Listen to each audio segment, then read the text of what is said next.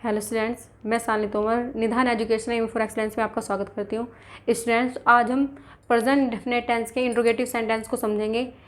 जिन students ने मेरी last video नहीं देखी है, जिसमें हमने प्रेजेंट इंडेफिनिट टेंस के अफर्मेटिव और निगेटिव सेंटेंस को क्लियर कर लिया है, आप सभी ने अगर वो नहीं देखा है या फिर वो आप समझने के इच्छुक है तो आप मेरी लास्ट वीडियो देखना ना भूलिए। आइए आज की वीडियो स्टार्ट करते हैं। आज हम प्रेजेंट इंडेफिनिट टेंस के इंट्रोगेटिव सेंटेंस को समझेंगे। इंट्रोगेटिव सेंटेंस क्या होते हैं?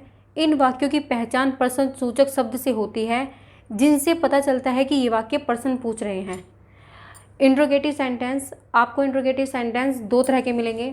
एक इंट्रोगेटिव सेंटेंस कौन सा होता है? जिनकी हम सेंटेंस क्या से शुरू करते हैं, क्या से शुरू होने वाले सेंटेंस हो गए। और एक होते हैं कौन से? कब, क्यों, कैसे, कहाँ से शुरू होने वाले सेंटेंसेस। सबसे पहले हम क्या करेंगे, जो हमारा फर्स्ट पार्ट हमने लिया है क्या से शुरू होने वाले सेंटेंस, सबसे पहले हम इसी को समझेंगे। क्या से शुरू होने वाले वाक्य में हम क्या के स्थान पर सब्जेक्ट को देखते हुए डू या डज लगाते हैं, फिर सब्जेक्ट, फिर वर्ब और आखिर में ऑब्जेक्ट लिखते हैं। इसको आप बनाओगे कैसे? सबसे पहले आप डू या डज लगाओगे सब्जेक्ट को देखते हुए, उसके बाद वर्ब की फर्स्ट फॉर्म और उसके बाद आप ऑब्जेक्ट लिखोगे। ठीक है, एग्जाम्पल से आपको और अच्छे से समझ में आ जाएगा। पहले एग्जाम्पल देख लेते हैं हम। जैसे फर्स्ट आप रख लीजिए, क्या नौकर कमरा साफ करता है? क्या नौकर कमरा साफ करता है? अब ये आपके शुरू में क्या आ गया? क्या से स्टार्टिंग हो गया इसका। अब आप इसको कैसे बनाएंगे? सबसे पहले आप सब्जेक्ट देखिए कि इसमें सब्जेक्ट क्या है, उसके बाद फिर आप वर्ब देखना और उसके बाद आप ऑब्जेक्ट देखना। ठीक है, तो अब आपने क्या देखा, सब्जेक्ट क्या है हमारा? एक वचन है, तो आप यहाँ पर क्या लगाओगे? डज लगाओगे। तो यहाँ पर हो जाएगा डज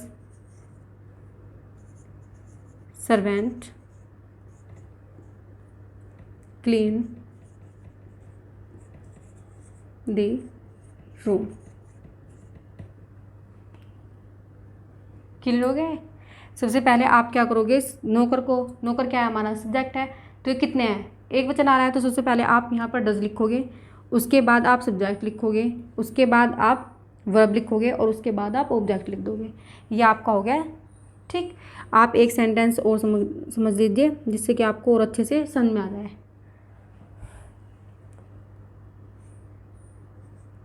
क्या तुम आज बाजार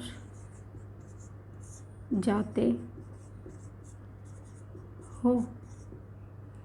अब देखो, सेकंड हमने सेंटेंस क्या रखा है, क्या तुम आज बाजार जाते हो। पहले आप देखेंगे सब्जेक्ट, उसके बाद आप देखेंगे वर्ब और उसके बाद आप देखेंगे ऑब्जेक्ट। ठीक है, सब्जेक्ट हमारा क्या है?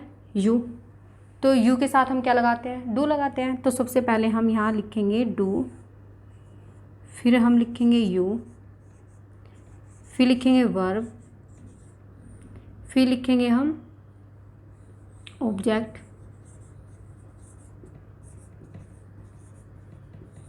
फिर लिखेंगे हम टुडे। देखो, do you go to market today. Clear हो गया ना इतना? अब हम इसका सेकंड पार्ट की तरफ चलते हैं कि सेकंड पार्ट में आपको क्या करना है। सेकंड पार्ट में आपका, अब हम वो सेंटेंस समझेंगे जिनके बीच में पर्सनवाचक शब्द कब, क्यों, कैसे, कहाँ आते हैं। इनमें क्या होता है कि इनमें बीच में ही पर्सन पूछ लिए जाते हैं। ठीक, कि वह कहाँ रहता है, वह क्या खाता है, ये सब चीज़ होती है ना जो बीच में आते हैं। तो क्या, क्यों, कैसे, ये सब चीज़ आपके सेंटेंस के बीच में मिलेंगी। तो इनको आप बनाओगे कैसे? पहले WH फैमिली आ जाएंगे, यानी कि जो भी आपके क्वेश्चन पूछे जाते हैं वो सबसे पहले आएंगे, उसके बाद आपकी वर्ब आएगी, उसके बाद सब्जेक्ट, उसके बाद वर्ब, उसके बाद आपकी ऑब्जेक्ट आएगा। ठीक है, अब हम इसमें भी एक एक सेंटेंस समझ लेंगे। पहले आप देखिए,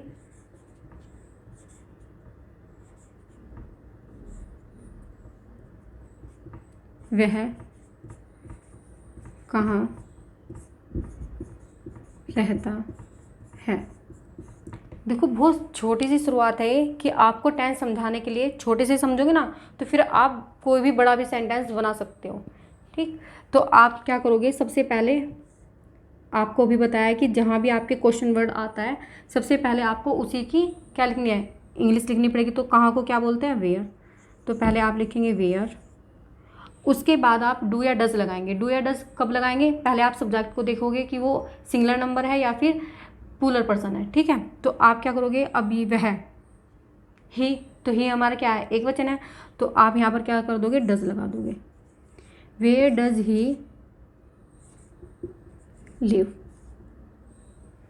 ठीक है, अब सेकंड हम देखेंगे, वह क्या खाता है। अब देखो इसके भी बीच में क्या आ गया, क्वेश्चन वर्ड आ गया। तो सबसे पहले हम इसी को ही लिख लेंगे। यहाँ पे आप लिखेंगे पहले सब्जेक्ट को देखते हुए, वर्ड के बाद में क्या लिखोगे, आप डज लिखोगे। Does he eat.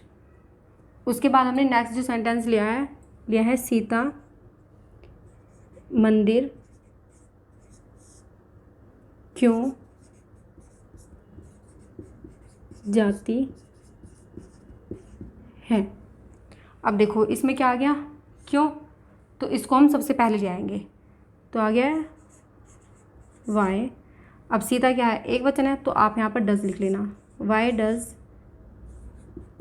Sita go to temple.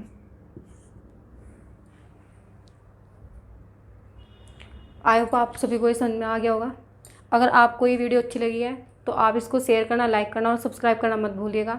और जिन स्टूडेंट्स ने मेरी लास्ट वीडियो नहीं देखी है कि टेंस जहाँ से मैंने स्टार्ट किया है, तो आप उनको भी ज़रूर देखना। आपको डिस्क्रिप्शन बॉक्स में सब कुछ मिल जाएगा लिंक, कि आपको कहाँ जाके कौन कौन सी वीडियो देखनी है।